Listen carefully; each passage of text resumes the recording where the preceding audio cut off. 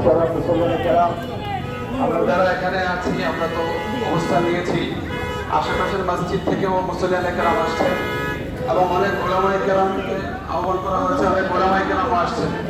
ওলামায়ে কেরাম আসার আগ পর্যন্ত আমরা স্লোগান চলতে থাকুক, স্লোগান চলতে থাকবে। ওলামায়ে কেরাম আসার পরে বক্তব্য দিবেন, তারপর আমরা শেষ করে সিদ্ধান্ত শুনে যাবো ইনশাআল্লাহ।